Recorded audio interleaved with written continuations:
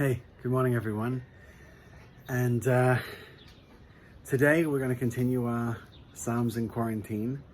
And I'm going to read to you from Psalms 46, verses 6 to 11. Nations are in uproar, kingdoms fall. He lifts his voice, the earth melts. The Lord Almighty is with us. The God of Jacob is our fortress. Come and see what the Lord has done. The desolations he has brought on the earth. He makes wars cease to the ends of the earth. He breaks the bow, shatters the spear. He burns the shields with fire. Be still and know that I am God. I will be exalted among the nations. I will be exalted in the earth. The Lord Almighty is with us. The God of Jacob is our fortress. Now, when I read those verses this morning, I was reminded actually of a film that I really loved. And it's not the sort of film that a young guy sort of gets into, but I really loved it. It's a 1964 film called Zulu. And it's the story of a bunch of British soldiers in a little place in Africa called Rorke's Drift. And it's part of the British wars and colonial activities in Africa.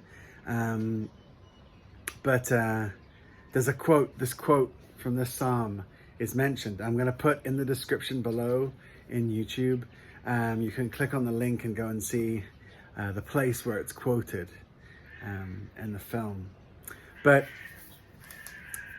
this verse, and as the film says, these verses could be written for a soldier. It could be written for a man or a woman going into battle, and it's important to think sometimes. When God spoke of the people of Israel, He spoke of them as an army. He spoke of them as a unit, working together, functioning together, because in many ways, an army unit knows how to live in community. It knows everybody has their place, everybody has their the way that they're supposed to be, and there's a way that community functions, and it functions well, and it functions efficiently. And sometimes when I think back to my army service, or I think about community, there's not entirely, and obviously not with the same goal in mind, but there's a level to which we can learn as a church community from functioning together as a unit that has different positions, different places, people with their different gifts, knowing how they can help and what their role is in serving the other people in the unit, so that the unit works, so that the unit functions. And we as a church body, we are a unit, and we're a community. And whether we know each other very well, or whether we're from the same culture or not, is less important than the health and the well-being of the unit. And in this passage, God tells us that as a community, that as a unit, and even as individuals, we have nothing to fear, because God will go out and has gone out and made incredible changes and differences to this world. He has ended wars. He has changed people, changed lives, changed nations. And we see in the history of revivals throughout our history, we can see how God has done that, and it's amazing to behold. But the other thing that I want you to take away from this passage is the enormity. In theology, we call it the transcendence of God. The fact that He is so much greater, so much more than we are. And in your prayers today, I want to make a suggestion that maybe when you are done praying, when you've come to God with all your feelings, all your desires, your wants, your requests, submitting to Him all that you've got going on, take a moment to stop and just sit. Just sit in His presence, silently, You may want to have sort of something with you that kind of like holds you or reminds you. I sometimes like holding a Bible in my hands, a physical one, while I'm there. I know some people enjoy having a cross in their room. That might help. Or sitting in nature, just looking up at the sky, and in that moment, just feeling, remembering his awesomeness and that he is there, and just to sit in that presence.